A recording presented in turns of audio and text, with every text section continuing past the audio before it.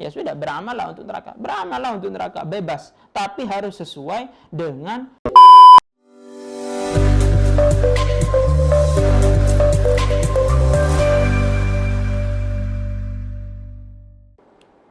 wa'mal li akhiratika qadra baqaika fiha atau qadra maqamika fiha. Dan beramallah untuk akhirat kamu sesuai dengan masa kamu tinggal di sana. Ini perumpamaannya seperti orang yang mau melakukan perjalanan, misal mau melakukan perjalanan ke ibu kota, ke Jakarta semisal. Dia tinggal di Jawa Timur, pergi ke Jakarta karena ada suatu urusan. Dia tahu bahwa dia akan menginap di sana selama 3 hari, kemudian akan pulang lagi ke Jawa Timur. Maka tentu barang yang akan dia bawa untuk menjadi bekal nanti di Jakarta, ya tentu hanya benda-benda, hanya barang-barang, hanya materi yang itu sifatnya tidak menetap. Tidak menetap di Jakarta maksud saya, karena akan dibawa kembali ke Jawa Timur. Ya mungkin dia hanya membawa uang untuk membeli makanan, untuk membeli minuman. Mungkin hanya membawa pakaian, itu pun tidak banyak. Kan demikian. Ya untuk dipakai selama 3 hari itu. Keperluan selama 3 hari itu. Tentu akan sangat konyol jika ada orang yang mau bepergian ke Jakarta, kemudian dia membawa barang bawaan yang sangat banyak. Banyak sekali, sampai menyewa truk semisal untuk mengangkut perabot rumah dia. Seluruh perabot rumahnya dibawa, mulai dari kasur, ranjang, ya, kemudian kursi, meja, kulkas di rumahnya semisal dibawa semuanya ke Jakarta untuk 3 hari itu. Kemudian setelah 3 hari dia pulang lagi, dibawa lagi barang-barang itu ke sini, ke Jawa Timur. Maka tentu ini akan sangat konyol sekali. Dia mungkin akan dicap bodoh mungkin oleh orang yang kenal dengan dia, karena dia melakukan hal tersebut. Maka disesuaikan. Ketika kita tahu bahwa kita tidak tinggal selamanya di dunia dan kita bisa mati kapan saja, maut bisa menjemput kita kapan saja, maka kalau kita sadari itu, janganlah kemudian dunia ini menjadi tujuan utama, tapi jadikanlah dunia ini kemudian penopang, pendukung ibadah kita untuk menjadi bekal kita di akhirat nanti. Setelah kita tahu bahwa kita tinggal di akhirat selama-lamanya dan kita tinggal di dunia ini hanya sementara.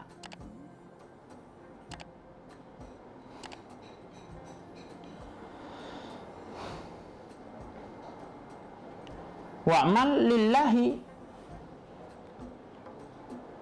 qadra hajatika ilaihi. Atau kama qala. Dan beramallah untuk Allah ini sesuai dengan kadar butuhnya kamu kepada Allah.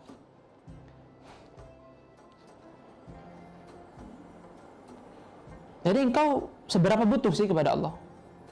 Selama 24 jam. Seberapa butuh kamu kepada Allah? 24 jam sehari semalam. Seberapa butuh? Apakah 20%? Apakah 30%? Mungkin 50%? Atau 100% engkau butuh kepada Allah?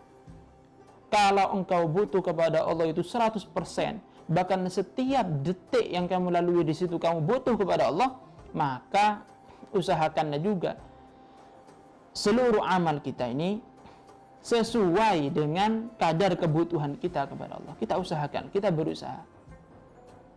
Jangan sampai kelalaian, lupa dari Allah, maksiat ini yang malah mendominasi. Yang malah lebih banyak kita lakukan daripada taat kepada Allah Subhanahu wa taala. Sedangkan setiap detik itu kita butuh kepada Allah. Tentu akan sangat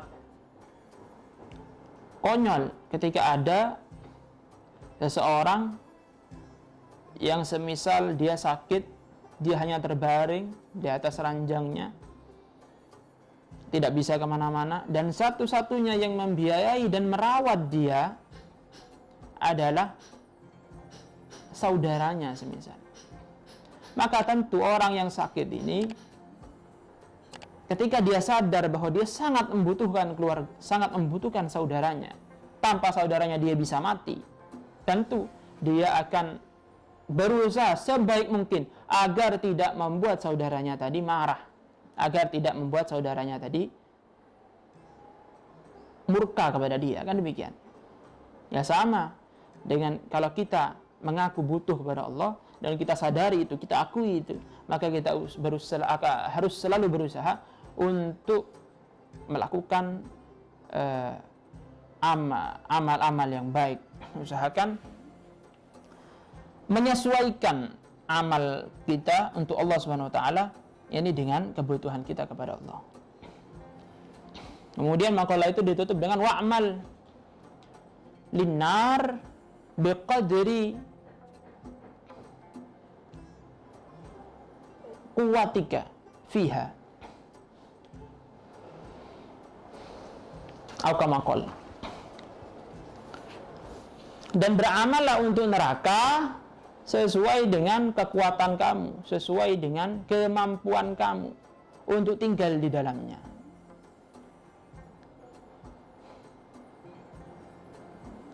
Jadi kamu tinggal di dalamnya kuat berapa lama? 1 jam misal, 2 jam. Kamu merasa kuat tinggal di neraka 2 jam.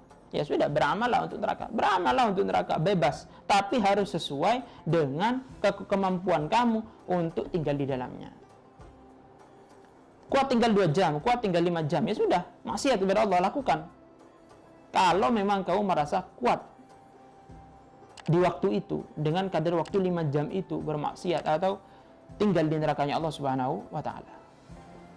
Nah sekarang pertanyaannya, adakah orang yang mampu untuk tinggal di neraka walau sedetik pun?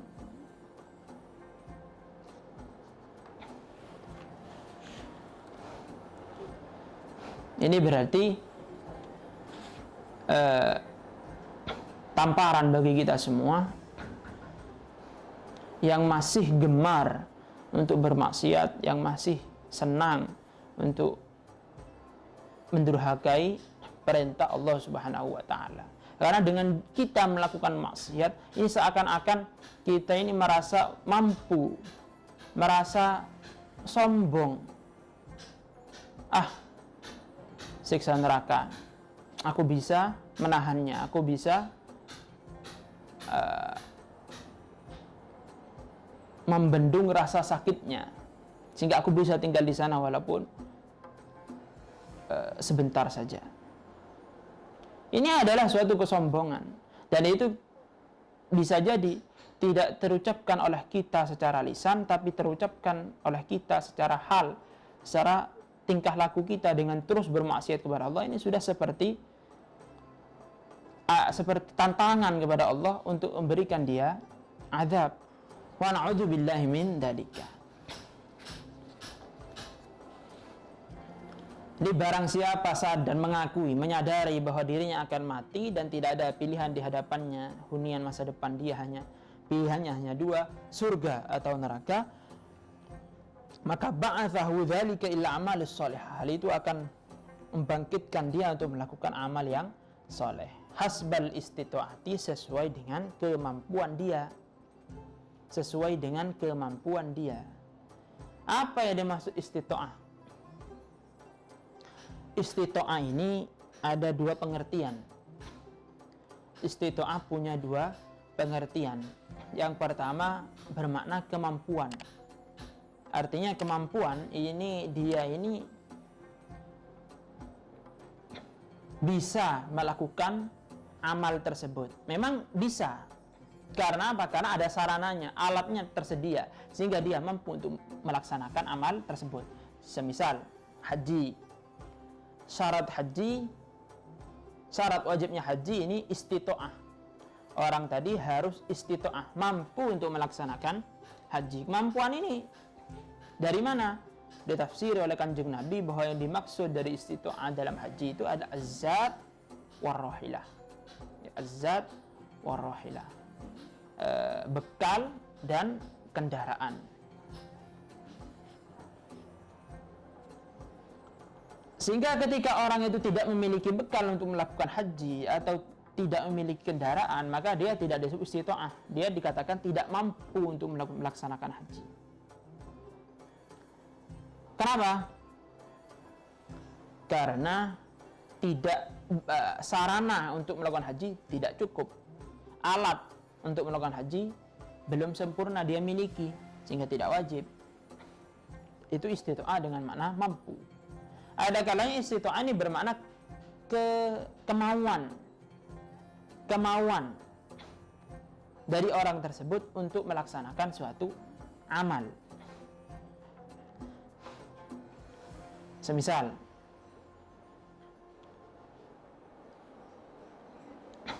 ada orang yang dia sangat kecanduan untuk merokok. Ada orang kecanduan dengan rokok, sehingga dia sulit untuk berhenti. Maka ketika kita perintahkan dia untuk berhenti merokok, berhenti kamu merokok. Kemudian karena dia sudah kecanduan dengan rokok tersebut sehingga sulit berhenti, maka dia mengatakan, tidak bisa, saya tidak bisa berhenti. Saya tidak mampu untuk berhenti. Maka kata-kata tidak mampu di situ tidak istito'ah untuk berhenti. Tidak mampu untuk berhenti merokok. Ini bukan istito'ah yang bermakna kemampuan, bukan, tapi kemauan kuat. Jadi istito'ah adalah kemauan kuat. Karena dia ini memang tidak mau, tidak berkeinginan kuat untuk berhenti merokok dan masih mengikuti kecanduannya pada rokok tersebut. Sehingga dia kemudian mengatakan, saya tidak mampu, saya tidak istito'ah untuk berhenti merokok. Maka ini namanya istito'ah yang bermakna keinginan kuat, bukan bermakna mampu, kemampuan, bukan. Karena sarananya, alatnya ada untuk berhenti. Ada. Tapi kemudian karena keinginannya belum kuat untuk berhenti, sehingga dia mengatakan tidak mampu. Padahal sebenarnya bisa, kalau memang dia punya keinginan kuat. Oleh karena itu, Allah menyifati orang kafir itu dengan la yastati'una sam'a. Mereka ini tidak mampu, makna secara bahasa, tidak mampu sam'a untuk mendengar. Lalu dia tidak mampu untuk mendengar. Ini bukan berarti dia tidak mampu mendengar mereka tuli, bukan. Tapi mereka tidak punya keinginan kuat untuk mendengarkan ajakan Kanjeng Nabi Muhammad SAW. Demikian. Bukan berarti dia tidak mampu. Kalau dia memang tidak mampu, ya syariat Allah tentunya akan ma'fu, akan pekerjaan tersebut, artinya dia tidak mendengarkan itu akan dima'fu oleh syariat, akan dimaafkan, akan ditoleransi. Kenapa? Karena dia memang tidak mampu untuk mendengarkan. Misal tuli, sehingga tidak mampu mendengarkan ajakan Kanjeng Nabi. Tapi mereka orang kafir ini malah dicela oleh Allah, dicela, dihina oleh Allah. Ini menunjukkan bahwa la yastati'una di sini bukan tidak mampu, tapi mereka tidak punya keinginan memang. Karena benci kepada Rasul, dengki kepada Rasul, dia tidak ingin mendengarkan ajakan Rasul. Sehingga mereka disebut la yastati'una sam'a.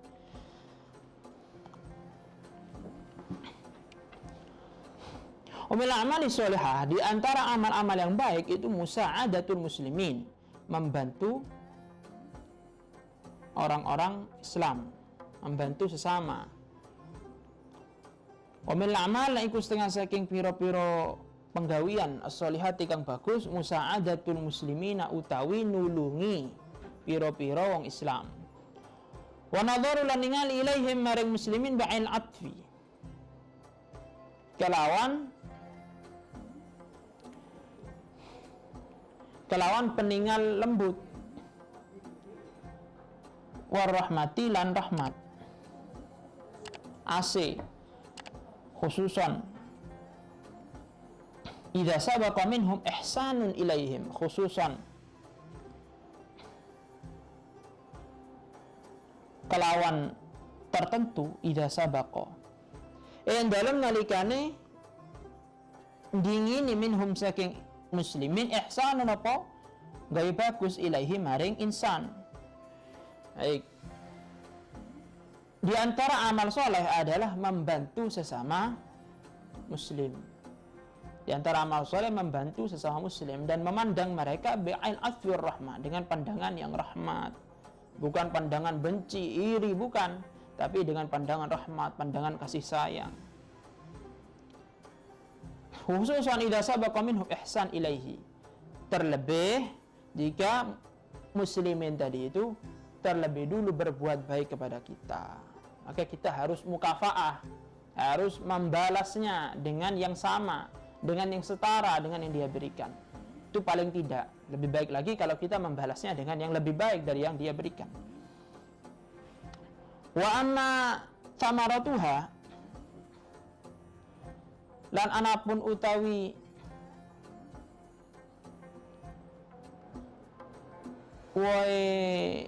takwa fa sa'adatud dar, ini mangka iku bunga yang dalam dunia akhirat. Amma fid dunya, anapun yang dalam utawi sa'adah fid dunya yang dalam dunia iku fartifaul qadri, mangka iku dukure pangkat, wa jamalus siti lan bagus sebutan, wa dzikri lan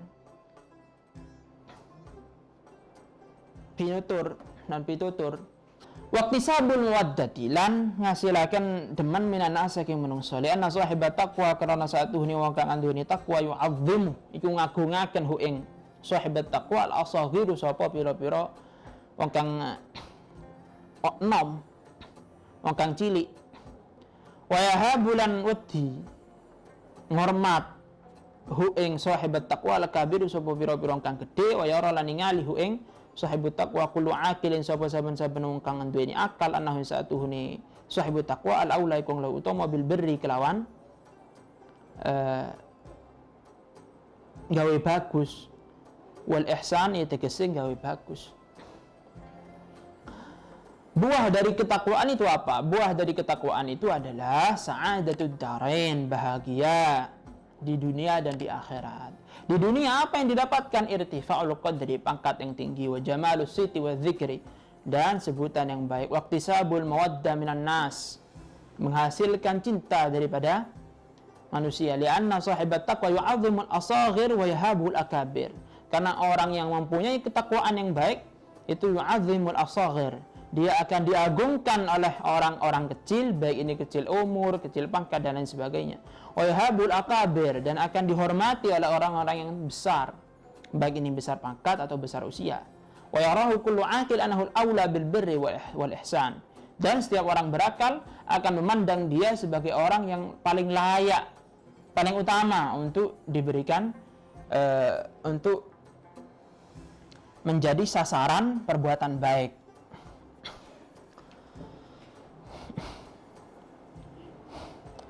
Tentu orang yang baik, orang yang bertakwa ini tidak menjadikan baiknya sebutan, baiknya pangkat, tingginya pangkat di antara manusia ini sebagai tujuan. Ya, saya ulangi, bahwa orang yang tulus, ikhlas dalam beramal tentu tidak menjadikan pangkat, sebutan baik, dan juga cinta, dukungan daripada orang-orang ini sebagai tujuan. Tidak akan menjadikan hal tersebut sebagai tujuan. Tentu yang utama ada ridho Allah Subhanahu wa taala. Lalu apa yang dimaksud di sini? Yang dimaksud di sini adalah bahwa tanda orang baik adalah tingginya pangkat dan sebutan yang baik dari orang-orang, dari sekitarnya. Artinya dia akan terkenang dalam sejarah sebagai orang yang baik, dan dia akan dicintai oleh masyarakatnya, akan diagungkan oleh masyarakatnya. Ini tanda orang baik, ya tentu dicintai oleh banyak orang. Oleh karena itu dalam hadis kan telah terang itu disebutkan bahwa bagaimana Allah ketika mencintai seorang hamba, maka dia akan memanggil malaikat Jibril dan mengabarkan kepada dia bahwa aku mencintai fulan, cintailah fulan. Maka malaikat Jibril mencintai fulan, dan malaikat Jibril kemudian memanggil kepada seluruh malaikat bahwa Allah telah mencintai fulan dan cintailah dia. Maka seluruh malaikat mencintai fulan ini. Wa yulqa lahul qabul fil ard au kama qala. Dan orang tadi itu akan diberikan qabul di dunia. Ya, qabul oleh siapa saja, karena orang-orang mudah menerima ucapannya, nasihat mudah diterima. Ini tanda orang yang baik, tanda orang yang dicintai oleh Allah Subhanahu wa taala. Wa ma fil akhirah, adapun di akhirat, fan najat minan nar, selamat dari neraka. Dan wal fauz bidukhulil jannah, dan bisa meraih surganya Allah. Wa ma fil akhirati, anapun sa'adah fil akhirat, dalam akhirat, fan najatu minan nar, fan najatu mongko iku selamat minan nar, saking neraka. Wal fauzulan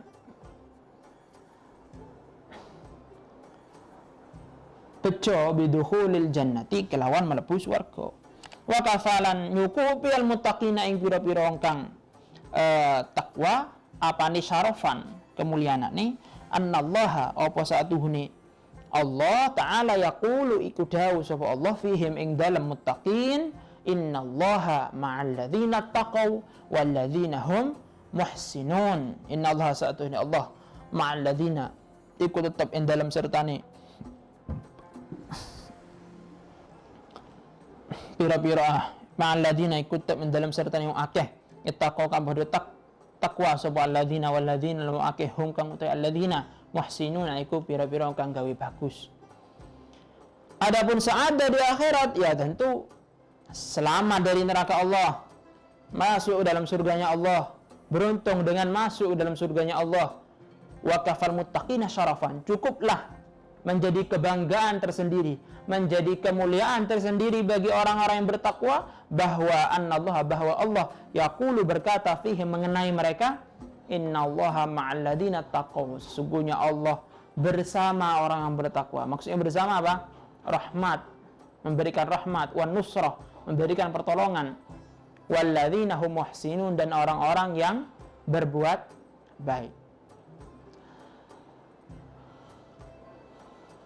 Ulama tafsir menyebutkan bahwa yang dimaksud ittaqaw di sini, innallaha ma'al ladzina taqaw. Apa yang dimaksud ittaqaw? Adalah orang yang mengagungkan perintahnya Allah Subhanahu wa taala, yang mengagungkan segala ajaran Allah Subhanahu wa taala, yang ta'zim kepada seluruh taklif yang Allah berikan kepada dia. Walladzina hum muhsinun, dan orang-orang yang berbuat baik. Apa ini maksud ihsan di sini? Ihsan di sini artinya dia berbuat baik kepada sesama, saling membantu sesama muslim, sesama saudara. Dia saling membantu kepada orang lain. Sehingga ayat ini mencakup dua hubungan sekaligus. Innallaha ma'al ladzina taqaw, Allah akan senantiasa mencurahkan rahmatnya dan membantu alladzina taqaw, orang-orang yang bertakwa, yang membangun atau yang menguatkan hubungan dia dengan Allah Subhanahu wa taala. Orang-orang yang menguatkan ikatan mereka, hubungan mereka dengan Allah Tuhannya, dengan mengagungkan perintahnya, melaksanakan perintahnya, menjauhi larangannya, baik itu sirron walaniyah. Walladzina hum muhsinun, dan orang-orang yang berbuat baik kepada siapa? Kepada sesama, saling membantu, kepada tetangga, kepada sanak famili, kepada sahabat, kepada semua saudara seimannya, kepada sesama manusia.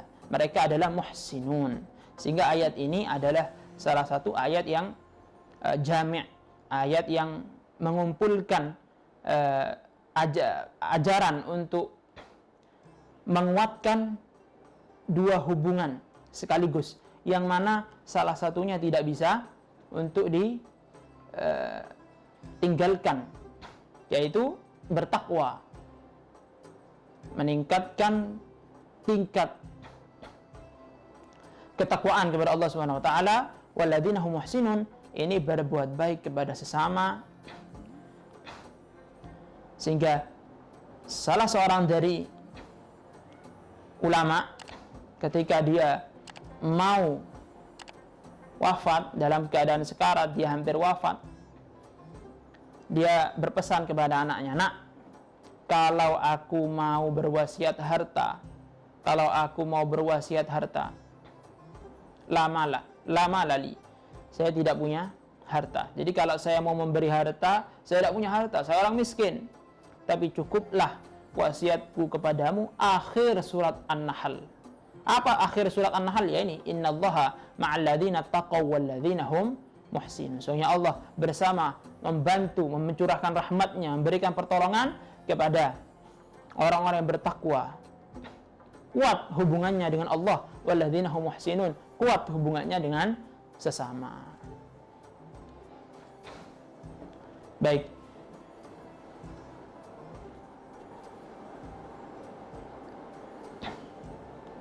Sekira cukup.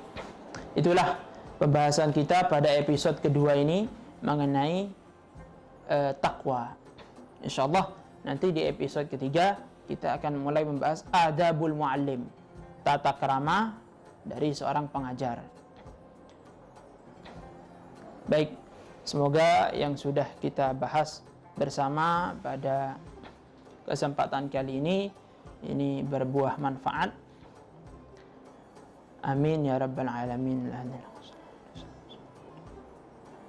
Al-Fatihah. Bismillahirrahmanirrahim. Alhamdulillah.